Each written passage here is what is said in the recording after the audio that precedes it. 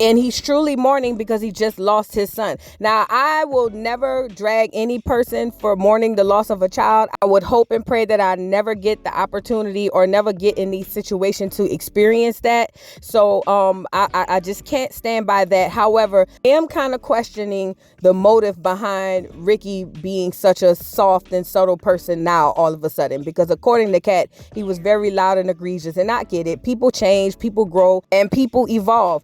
However, I'm still on the fence of I'm not sure what's happening. But let's get into Ricky Smiley's response after he went on air with his agent. And he's really not taking this well, y'all. Y'all take a look.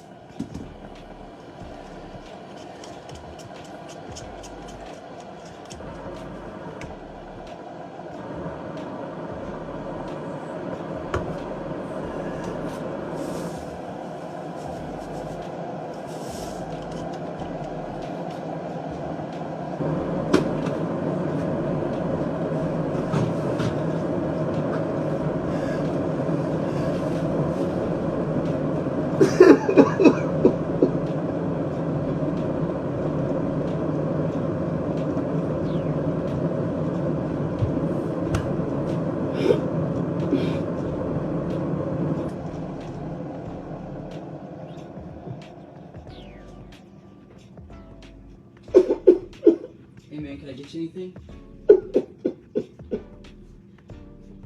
Can I get you water or something, man? Okay. You doing okay? Alright. Yeah. Can we give you a minute? Thank you. You sure? Okay. Yeah. All right, y'all seen that. And I ain't gonna lie, you gotta not have a heart to not feel bad for that. Like, I feel so bad for Ricky Smiley, especially losing the son. You know, I think this might really be weighing on him heavy. And I get it. People evolve, like I said, from their past. I'm just, you know, my heart and prayers is with Ricky Smiley because I just couldn't imagine. I'm not gonna sit up here and pull apart what I think is happening. At the end of the day, he's mourning. He's mourning. And he could be grieving a lot of things, the loss of his son, and maybe some things he's done in the past. Because he even said his own self on his radio show that he was different back then. So, you know, I'm hoping and praying that Ricky gets the help he needs, the therapy and everything, so that he can heal from this, because no one deserves this.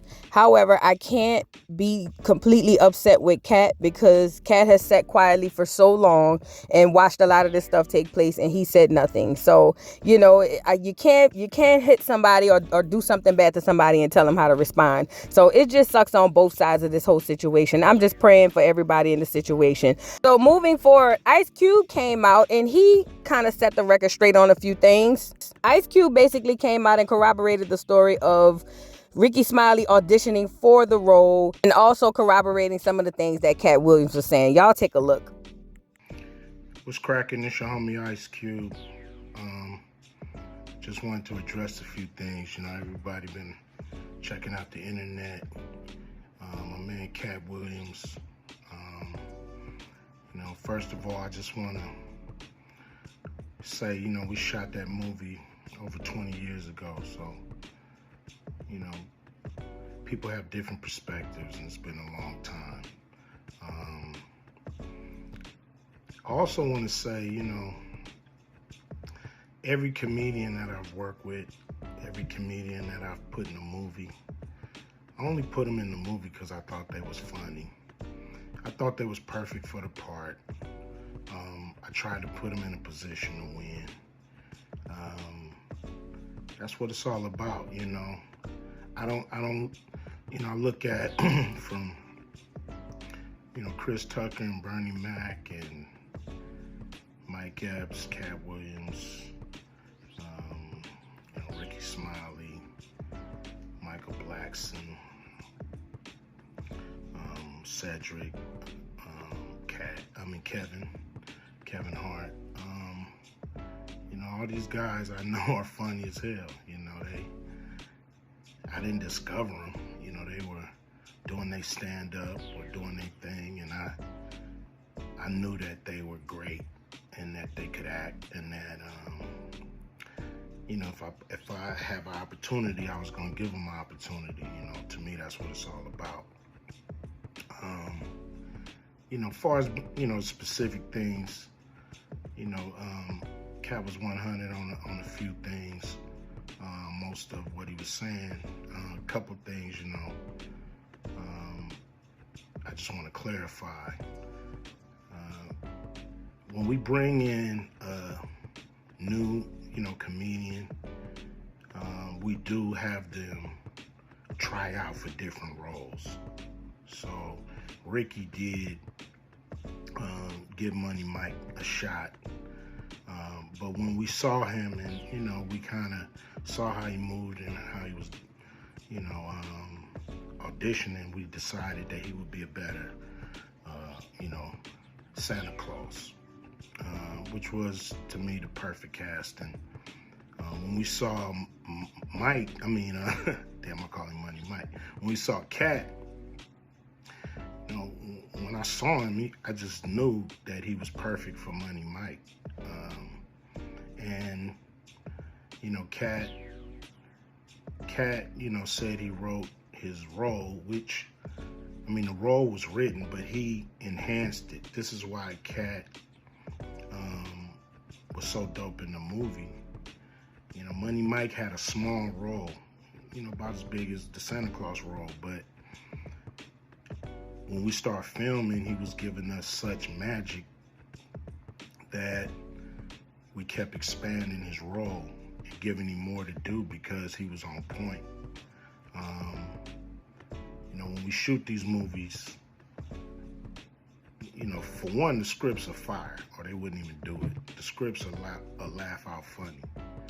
But we shoot the script, but once we get what we need from the script, we let the comedians ad-lib, riff, play with the words, do their thing. We give them a take where they can, or 2, 3 takes where they can go off and do what they feel. Sometimes it makes the movie, sometimes it don't. When somebody gives you jewels, you want to try to make sure that makes the movie. So in the movie, there's second thing I want to clear up. I would never shoot scene in a movie, especially like Friday, where you actually see this happening on camera. That ain't my style. If you check out any of my movies, they not raunchy. We did a movie called Players Club where the subject matter was a little raunchy, but for the most part, even that, we left it to your imagination. So the only reason that kind of stuff was in the movie is because you have 3 villains in Friday After Next. You have Santa Claus stealing presents. You have Damon, just got out of prison, sweating. Craig and Day for the rent money. And then you have Money Mike, a pimp that treats his woman, like a property. So Craig is always fighting the villains in the movie, from the Joker Brothers to Debo. And so we already had Craig fighting Santa Claus. And the only real way to get rid of the other 2 villains was to have them go against each other. And the plier joke was always in the script. It was never, we would never ever show that. That's not my style if you look at any of my movies. So, that was never a discussion. We, at that point in everybody's career, we would listen to a certain extent, but we wasn't gonna change the movie for any actor. We do what we feel, and if it was a scene, it would have been in the movie. There was no reason not to shoot it. But that's not my style. I don't even like that kind of shit in movies, on camera. And so, That was, to me, a little discrepancy there. Katt, he wrote a lot of his part because, like I said, he was giving us jewels, so we were keeping the camera rolling. He was coming off the dome. He was coming prepared every day to steal the show. That was his mission. And, that's what he did, with the movie. And it launched his career, And I'm proud of the movie. I'm proud of all the guys who've, come through, a Q Vision production and went on to do bigger and better things. All right, so y'all heard Cube, and he's going to go on and talk about pay and how it's low production and low budget and da-da-da-da. It don't matter. But he did corroborate the fact that Katt Williams wrote a lot of his part. He said that. See, at first he said he enhanced it, but then he said he wrote a lot of his part. But he did also debunk the fact that Katt was saying that there was going to be an R scene. He said he wouldn't write that. He would leave it up to the imagination. And I'm just sitting here saying, so was it in there but not really in there? Like, was it supposed to be up to the imagination that the guy would come in and do that to Money Mike, but we wouldn't actually see it? I don't know. Again, this was 20, 30 years ago. I just know if he can sit up here and say that Katt wrote most of his part, that to me sounds like he revised a large majority of the script that was written. Anyway, let's move on. Next up, we got good old boy Kevin Hart. Kevin Hart, he spoke a lot of things on Kevin Hart about how Kevin Hart wasn't funny, he's a plant, a whole bunch of things. You guys take a look at this. Kevin told you he wasn't gonna wear no dress until they offered him the dress, and then he put it on. And what did he say after he wore it?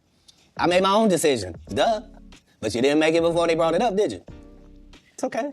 It's all right. For a 5-year period, every single movie that Kevin Hart did was a movie that had been on my desk, that all I had said was, just, can we take some of this step and fetch it shit out? And then I can do it. Like, it don't need to be overtly homosexual, because I'm not homosexual, right? It doesn't need that to be funny, right? And me saying that and them going, oh yeah, no problem. And then going to give it to this other guy and having him do it just like it was and acting like I'm a bad person because I keep standing on my standard. But yeah, it's interesting, but I wouldn't change it for the world. Like, again, I'm on the winning side of these decisions. He already had his deals when he got here. Have we heard of a comedian that came to LA and in his first year in LA, he had his own sitcom on network television and had his own movie called Soul Plane that he was leading? No, we've never heard of that before that person or since that person. What do you think a plant is?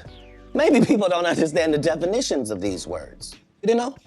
Yeah, Kevin Hart purchased it, so he's now doing Comedy View. That happened at the same time that they gave DC Young Fly Hollywood Squares. Where? Yeah, because they tell you that there's no gatekeepers, but we keep seeing the same people open the gate. Didn't Kevin open the gate and let Tiffany in? Ain't he now opening it up for, don't such and such open the gate? But what do you mean ain't no gatekeepers? There's 100 gates out here. Everyone I've seen got a keeper. I know so many things I shouldn't know, and they all know it. They all know it. Why? Because you don't make me the villain. Not the guy that raises black children and ain't never done a hard drug in his life and don't have no stories of doing nobody dirty. And they'll just go out and they'll lie. The industry doesn't mess with Katt because he didn't show up for the studio. No studios have ever said that. Look at my IMDb. It will show you that no studio has ever lost money with me on the script. Kevin Hart done went 25 years without ever being in the same building with me at the same time. If I go in the building, he walk out. You've never seen us in the same building ever in 25 years. Like, it's like that. Why? Why? Yes, because I'm really the product. It's not what you think. I am never under the influence of anything. I'm always in my right mind. I'm always a physical specimen. And when you see me, I'm much, much bigger than you had thought. I have far less play in me than you would like. I hate to seem like a petty individual for picking apart lies, but Jussie Smollett gonna keep lying until you say we don't believe you. Like, it's important in the checks and balances of the universe that liars not get to make complete narratives for themselves. All right, y'all heard him. And let me just say this. A lot of people were like kind of blindsided or felt blindsided. They felt like Katt was just coming out of the woodworks, just attacking Kevin Hart. And that is the furthest thing from the truth. Kevin Hart has gone on tour, or basically on The Breakfast Club, to basically tell everybody that will listen that Katt Williams lost opportunities because he was on drugs. That's what he said. So when Katt Williams Williams' response to a Kevin Hart, I want people to really understand that that is where this is coming from. And as far as him saying Kevin Hart is a plant, I definitely see it. He's not as funny as we thought he was. I'm not saying that he didn't have good stand-ups, because he did. But ultimately, as a stand-up comedian, black people these days are not watching Kevin Hart stand-up. He is the comedian for the clear people, and that's just that. So before we get into Kevin Hart's response, let's get into what Kevin Hart went to the Breakfast Club and said, and I'm going to come right back for some commentary. My frustration with Katt Williams comes from, you keep pointing at Hollywood. Hollywood this, the white man, this, and this. When do you take responsibility for your actions? You had the shot. Katt was in that position at one point. You were the guy. You were set up to be the star. You didn't show up to work. You f***ed off promo shoots. You f***ed promo fucking trips that they had set up for you. You became a risk to the studios, which is why the studios stopped fucking with you. Why was he a risk? He chose drugs. Oh, okay. Take responsibility for what you chose and say, you know what? I gotta fix me, and I'm gonna come back and I'm gonna stand up for comedy.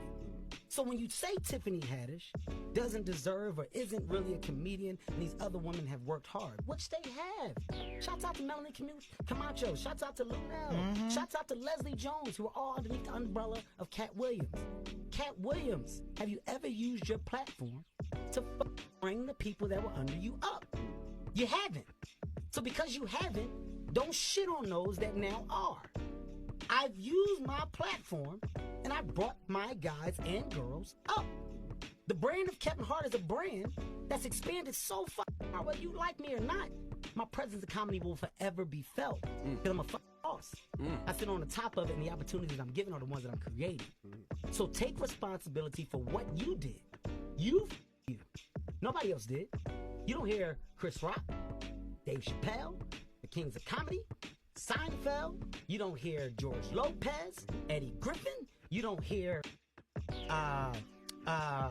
who else can I go down the road of other comedians? Steve Martin, Martin Short. You don't hear the guys that got on top and that made it by doing what they love complain about the people that are coming under them. The reason why is because they're happy with themselves. Don't blame everybody else for your shit. Don't shit on my sister Light because you're not happy with your shit. This shit is earned. It's not given. I don't give a fuck if Tiffany Haddish fan or not. It's earned. Tiffany Haddish got years in the game. It's not an accident that Tiffany Haddish got an opportunity to star in a movie. It's not an accident that that character popped in the movie. Written or not written, a character has to pop it. All right, y'all heard that. And this is why Katt Williams' response to Kevin Hart is what it is. Now, Katt Williams said what he said, called him an industry plant, said that basically, or alluded to the fact that basically Kevin Hart had to do some favors in Hollywood to get where he is. And it makes all the sense in the world to me, because ultimately Kevin Hart has been able to just shoot past all other comedians. Yes, he has money. Yes, he's one of the richer comedians. And I know broke black people love to bring up the fact, well, he's rich, he's got money. But ultimately, there's no integrity, or according to Katt Williams, a-hole intact for the money. But if you're willing to sell yours, then by all means have at it. So money isn't everything. But when it comes to actual comedians who refine the art and who literally like live, breathe, eat, and sleep the art, it is a slap in the face to any comedian, especially a hardworking comedian, that he would just get shot to the top and then everybody else gets left by the wayside. Now, I'm not saying Katt is left by the wayside, because Katt is extremely successful on his own. He's done a lot for a lot of smaller comedians and even rappers. But ultimately, we have to be cognizant of what we're really watching and what's really happening. I did a live called Good versus Evil, where Katt was the good and Kevin was the evil. And I did that because they tell us how to think. The media tells us who to like, who not to like, who to villainize, and who to uphold. And that's just what it's been. And we've been told that Kevin Hart's this great guy, even though he's had an extremely checkered past. Somehow it always gets swept under the rug, and then we move on for something else, you know. But yet somebody like Katt Williams, you see, if he get arrested for anything, it's plastered all over the internet, all over everywhere, so that you can unconsciously not like him. And that's just what it is. Now, I wanted to get into Kevin Hart's response, because he did respond on Twitter, and then he also had some more weird responses with the plastic cup boys. Let's get into it. So now Kevin says, gotta get that anger up out your champ. It's honestly sad. In the meantime, please enjoy my movie trailer to my next film, Lift, which will be dropping on Netflix in 8 days. There is a moment in the trailer where Gum Gum Bath Raw, I don't know who that is, says, "They really love you." I know she's talking about Katt. Mark your calendars, world. This one is special. So he's using this opportunity to plug his little film coming out on Netflix, but ultimately not addressing the real issue. I'm noticing none of these people are addressing, except Q for the most part, but none of these people are addressing the things that Katt Williams is saying. They're all deflecting to their money or their films or their projects or even with Ludacris a song. So this is what he said. And to me, it's gaslighting at its finest, because ultimately, you know, Kevin, that you've been on tour dragging Katt for a long time. So while you're sitting up here saying, oh, you need to get that anger up out you, as if you've played no role in why he feels the way he feels, it's tacky to me. Anywho, Kevin Hart and the Plastic Cup Boys ends up going, I guess watching the game, and I don't know what they were doing, but they responded in some really dry jokes, if you ask me. Y'all take a look at this. Hey, Kev, you didn't say nothing to Katt Williams when he did a 3-hour interview talking slow yesterday. You didn't put a shot clock on him. Well, do you entertain the circus or do you watch it, Kurt? Which one do you do? New York Knicks, I don't know if you guys know this, but Katt Williams bought the Knicks. He definitely bought it. He bought the Knicks, and it's rumored that he took the Knicks back, returned them with a receipt. Yeah, you could do that. You didn't know you could do that. The first person ever did. Yeah. Oh, they gave him a 30-day policy. He bought them for 15 days. And returned it. Yeah. It's another fun fact about the New York Knicks. He made the team. He played. He played. Oh, he He played with the Knicks. He played with them. Well, you know he's fast. They say he's fast. Yeah, he run a one of the fastest. 3.9. What you say? A sub 3.9. He figured out how to play basketball from reading all them books. 3,000 of them. 3,000 a year. A year. That's 2 a day. At 6 years old. That's 2 a day. Who knew he was so voracious? At the age 7, he got accepted to I think it was Delaware University. Yeah. Oh, yeah. Never made public news. No. Ever. The biggest secret in the world. New York Knicks, I don't know if you guys. Hey.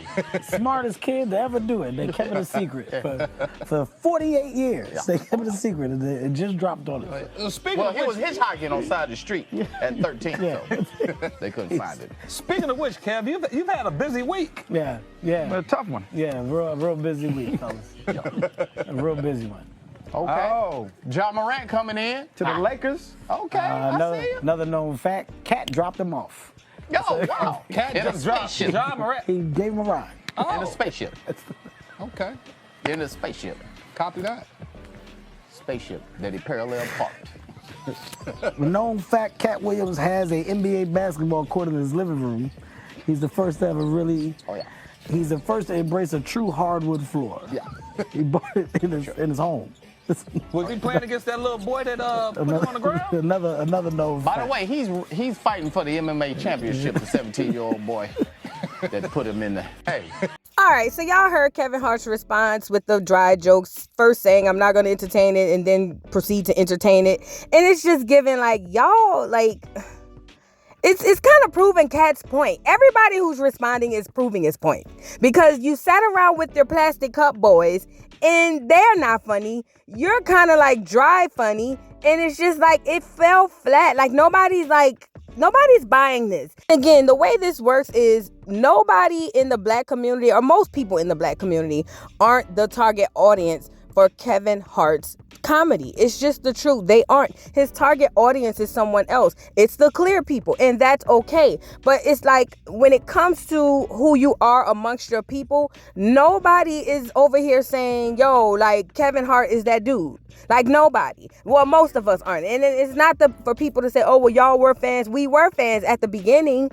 But then as time went on, we started realizing this dude is really not that funny. Black people straight up tuned out and the clear people tuned in, and here we are.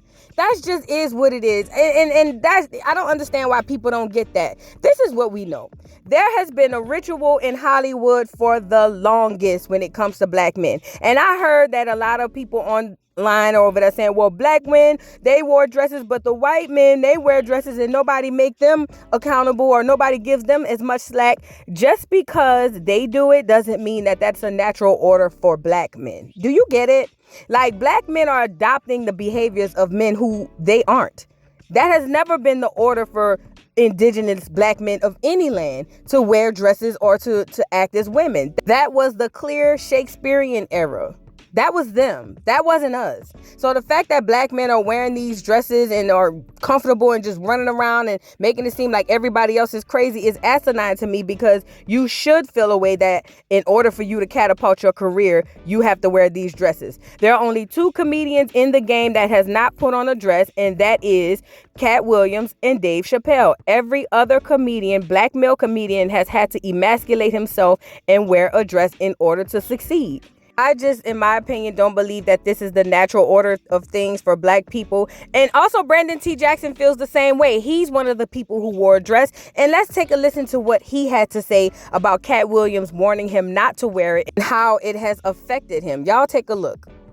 Big conversation. Yeah. Did you get like slack when you wore the dress at that moment? It was like, wasn't slack from people. Only Katt Williams. Katt Williams was trying to always say, Brandon, don't wear a dress. You know, he called you, or is this? No, he was saying it in the media, so I thought he was heckling me. He was really trying to help me at the time. I didn't know that. I was immature. Right. I feel like, dang, why I'm trying to make it. Why you bashing me? And then he was trying to warn me, you know, don't get in the dress. What do you think the dress is about? Is it to tone us down, to tone that realness down? I think the dress, personally, is a thing that is not in our culture to do. And I think everybody will want to put their culture on us. No, not to hate your culture or your God. Mm-hmm. If your God say you can put on a dress and your culture is normal for you, that you have the right as a human to choose that. But me, for my God and my culture, my ancient culture, we didn't do stuff like that. Now, you heard it from Brandon T. Jackson. And, you know, I don't know. Y'all take that information and do with it as you please. However, I know that wearing that dress has not gone good for any black man in Hollywood ever, period. It just hasn't. And even though it looks as if these people are successful, money does not cure all things. You don't know what these people are going through behind the scenes. Jamie Foxx just had issues. All these men has had issues publicly that we know are really, really bad. Okay? All right, and I wanted to get this part in as well. A lot of you may not know, but after Kevin Hart did that interview, him and Katt had a lot of online back and forths. Well, really more or less Katt responding to, you know, Kevin. And this whole thing is not new. This is not something that just started happening. Take a look at Katt Williams going in on Kevin Hart and the Plastic Cup Boys. Check it out. Play. If you do it for real, here it is, Kevin. I got a show at your hometown in Philly. I'm gonna take my special there. On that stage, we can put whatever you want. A full court basketball court, a boxing ring, 2 microphones for a rap cipher, or you can get your ass dusted in comedy on that stage. But it's $1 million up for each one. That's $5 million, Mr. 28 million in Forbes. I'll be bringing mine in cash, Mitch. Bring yours however you want. And since you're not a puppet, don't bring no white people with you then. That's a $5 million bet individually. You can take it all, or you can take it part and parcel. This is the new movement.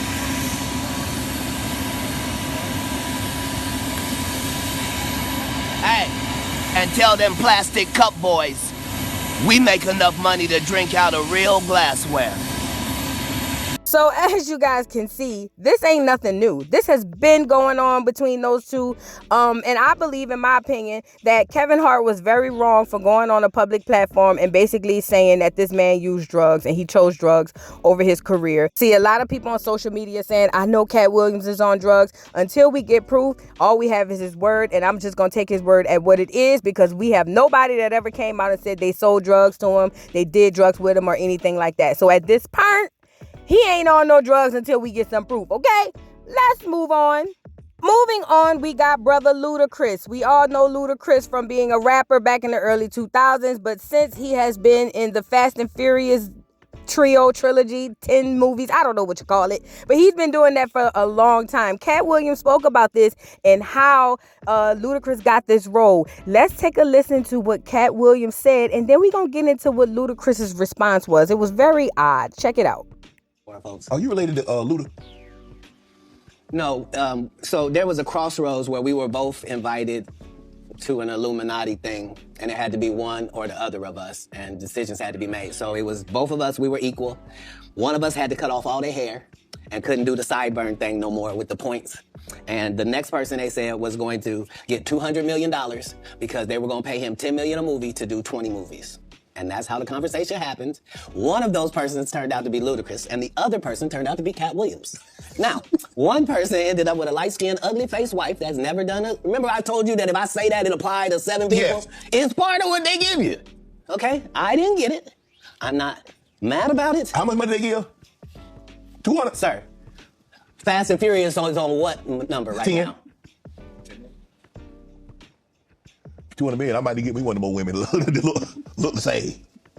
That's what they all end up saying at the end of the day. Kevin told you he wasn't gonna wear no dress until they offered him the dress, and then he put it on. And what did he say after he wore it? I made my own decision, duh. But you didn't make it before they brought it up, did you? All right, y'all. Y'all heard that. And I want to explain the pictures that I put up. The reason I put those 7 men up, because those are the 7 men that he really honed in on in this interview. And all of them had the light-skinned wives. Now, are they hard-faced or whatever he said? That's up to interpretation. But I did want to add that in. Now, he said this about Ludacris. And I think people are really not really honing in on that Illuminati part. Yeah, that particular part. He basically is saying that Luda went over and signed with the powers that be in order to be where he is. Let's take a look at Luda's response. You would think it would be something like, that's a lie, but nope. Let's take a look. Luda decides to take to the studio and drop a freestyle. Yes, he did. He freestyled his way up out of this and said basically, he's the guy who got money. Everybody's just flashing their money is what I got from it. He's not denying any of the claims. He's just basically talking about how I'm getting money and I used to have bad bitches, but now I'm married. Y'all listen to this little snippet of his freestyle. And I only left with bitches when coming from any party. All right, y'all heard that. I didn't want to play too much due to copyright, but you kind of get what he's saying. And I'm just over here saying, Luda, what the hell? Like, what? You came out with a rap? Was that really your response, Luda? Girl, take a look at Charleston White and what he had to say about this shit, girl. This is insanity at its finest. Take a look at this. That nigga responded to Katt Williams with a rap song. That was the weirdest shit out of all of it. Man, hey, listen. That was the craziest shit. That's what everybody overlooking the fact that nigga Ludacris, he responded with a rap song. That lets you know how fucked up this shit is. Nigga, if you say I've been at a gay party getting fine finna make you no song, nigga, I'm finna call you a motherfucking lie. Why you nigga call that? Nigga, I'm gonna call you on your phone, nigga, you lying. You ain't seen me in no mother. That nigga made a rap. That nigga responded with a jingle. Say, that lets you know he guilty. Nigga come back with a rap song. A hell of a rap song. Nigga ain't rapped in 20-some years. This nigga ain't made a rap song in 20 years. Soon as Katt Williams say, hey, I seen you coming out that funny room though, nigga. With walking bow-legged, you were not needed before you went in. Your thighs were rubbed together. You come out there bow-legged. That boy say now he gonna make a song. I ain't never was on my. All right, y'all heard that, and that was nothing but hilarity. Because why would this man make a rap song? I'm dead ass serious. Like, why would he make a rap song? This doesn't make sense. But neither here nor there. That was Ludacris's response, and I'm over here saying, okay, let's move on. Now Michael Blackson enters the chat. He's responding because basically Katt Williams said that he told him if he's going to be an African comedian, why not just be an African comedian? You're an African faking an African accent. And to me, that's still mind-boggling to me. It's cosplaying to me, even though he's really African. The fact that he's playing African, that's weird. Anyway, Michael Blackson stepped into the chat and he had this to say. So Michael Blackson responds to the fact that he says, or Katt Williams says that he told Michael Blackson to get a school and to basically get out of the dashiki. So this is what he says. Katt Williams is a very smart midget nigga. He took shots at the top 10 comedians alive today so we can all respond and make him relevant again. And I'm saying, who is we, nigga? Then he goes on to say, I can't believe this lying dehydrated leprechaun said he told me to build a school. LMAO, I only built a free school so the kids can whip your ass for free, mother sucker. This is what Michael Blackson had to say, and I'm still baffled off the part he said we. Girl, let's move on. Then he goes on to say, Katt Williams is definitely top 10 comedians of all time and top 5 alive, but we all have to agree he's not the Katt of 2005. Now, he also came up with a list and put himself on the list. And, you know, I'm going to give him an A for effort because I would put myself on the list if I'm naming a list to anybody. But ultimately, no, bruh. No. I have never heard anybody say they enjoyed a Michael Blackson stand-up. I don't even know anything about Michael Blackson stand-ups, so I don't know where he's getting that from. Anywho, he kind of went in on this interview, and he was talking about how the miscommunication happened between him and Katt, and how that kind of messed up the history between them two. Check it out. Saying on Trim Champ was talking about, to survive in comedy, you have to be lovable. Katt, I said Katt is one of the most lovable comedians in the world. And what I meant to say on the interview was, I meant to say, I don't give a fuck how much crack I think that smoke. He's the most lovable. But instead I said, I don't care how much crack he smoked. And I've never seen Katt smoke no goddamn crack. You know, but I was hoping he wasn't going to take it personal, because even Noriega hit me up after that whole thing came out about me mentioning Katt. And he didn't even remember, like, he said, when did this happen? Because I mentioned I was on Drink Champ and this interview, and he hit me up, like, he DM'd me like, hey, Mike, what did you say on there that I missed? That's how much of a love, that's how you know I wasn't even insulting this guy. It was more giving him his props. You know what I mean? And that's how he didn't remember that, because he would have, if he thought I was an insult, Noriega would have been like, can you elaborate on what you said about that? But nobody on set knew that it's an insult. I thought it was a compliment. I didn't know there was a problem after it aired. And I got a call from a mutual friend that's friends with him and friends with me. And it's like, hey, Katt's mad at you. I'm like, huh, what'd I do? I didn't even know what I did. What I was saying on So y'all heard Michael Blackson. It was a miscommunication, misunderstanding. But ultimately, do you see how mess gets started? He goes on Drink Champs and say Katt Williams was doing crack, and now everybody, you know, even though before then people already was thinking that. But do you see how adding to that narrative can be very detrimental? Like, it's not good that they do that. And I get it, it was a slip of the tongue. He didn't mean to say it, but ultimately, once it leaves your mouth, it's done. And also, Michael Blackson, go lay down. Ain't nobody checking for you, Negro. Carry your ass back to Africa. We don't care about none of that. Let's move on. Tiffany Haddish also enters the chat. We all know his history with her. He feels like she was just skipped above the line because Kevin Hart picked her as the gatekeeper. So she's watching the interview and she says, I am not mad. I just wish he would got his facts right about me. Dang, I guess I will send him a reminder text. But are we sure that is Katt Williams? He looks a lot like Charleston White. It was an epic feel. Anyway, let's get into her on stage talking about this whole incident recently, and we can move on, because y'all know how I feel about Tiffany Haddish. I don't like the bitch. Let's move on. Nigga, I've been doing shit. I was on That's So Raven. I was on all this shit. I did every work. I was on all the little white people TV shows, the black people TV shows. I used to be on Dance 360, bitch.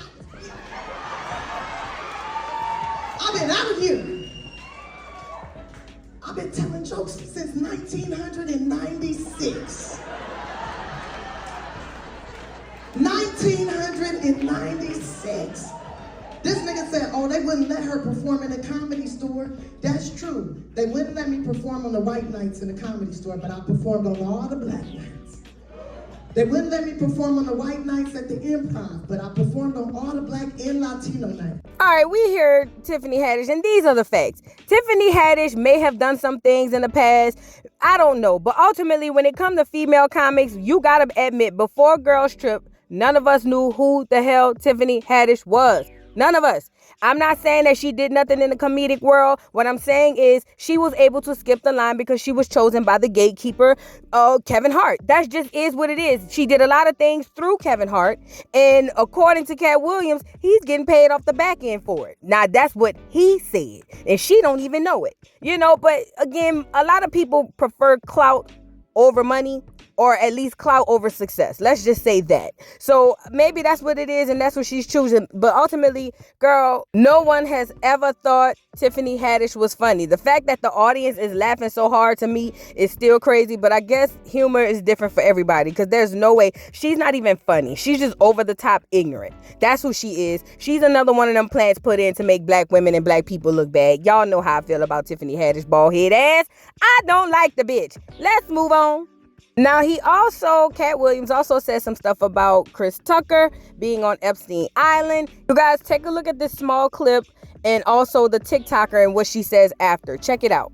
The Chris Tucker that we got now is Epstein Island Chris Tucker, not Smokey. Oh, Lord have mercy. This statement from Katt Williams was one of the realest statements from his interview. As you can see here, Chris Tucker was on Jeffrey Epstein's flight log. He was on a flight with President William J. Clinton, none other than Bill Clinton himself. He was on the flight with Kevin Spacey. There you can see his name, Chris Tucker, Jeffrey Epstein, and Ghislaine Maxwell. And as you can see here in this picture, it's Chris Tucker with one of Jeffrey Epstein's victims. Like, this picture speaks for itself. Now you see it. Chris Tucker has yet to respond. Remind you, he was Michael Jackson's best friend. And according to Katt Williams, Michael Jackson nicknamed him Christmas. Another grown-ass man. Weird, really weird, really weird. Anyways, Chris Tucker ain't said nothing. We don't know what's going on. I think he's probably going to keep quiet, especially since allegedly he's on this list right here. Y'all take this information, do with it as you please. I'm personally side-eyeing Mr. Chris Tucker. Let's move on. Now, in this whole thing, Katt has always proclaimed and professed Bernie Mac to be the GOAT, and basically one of the reasons why he's doing what he's doing, because basically they played Bernie Mac really bad, and he talked about how a lot of them stole his jokes. So Bernie Mac, a clip of him has resurfaced of him even talking about how other comedians stole jokes from him. Check it out. You don't do your material around a lot of comedians. That's like stealing in front of the police, you know what I mean? They mean well, but they sit on the side. Ooh, that's funny. Next thing you know, you see it on HBO or something. You be sitting at home. That shit mine, you know? But ain't nobody gonna believe first come, first serve. You know? So when you do new stuff, you never, I'm telling you, for you comics coming up, never bring your stuff out in front of a house full of comedians. You will never work a lot. Especially established comedians like myself, you'll never work a lot. Make sure you keep that. But I want that question to be asked on the couch. Did you steal your shit for real? Yeah. Now, you heard it from Bernie Mac himself. Rest in peace to King Bernie Mac. He is deeply missed in the comic world. But ultimately, he's corroborating what Katt has been saying, is that, and I get it, it's a thing in the comedians world where they all steal each other's jokes, because apparently it's done to everybody, even the likes of Dave Chappelle. But ultimately, the fact that this has to happen, and then these people are using this to catapult themselves and then shit on the people below them, that's the problem that I have personally. Now, one thing I can say is Katt Williams, even though the media portrays him to be a horrible person, that's really not been the case as it pertains to other people. Check out what Deon Cole had to say. Yo, I was just sitting here thinking, and do me a favor. Anybody that do interviews, anybody know him, Katt Williams, if you're ever around him, ask him, how much money has he given away? Just given away. Like, just ask him that. Just be like, how much money have you given away? If you're around him, if you're interviewing him, just ask him. Because it has to be insane.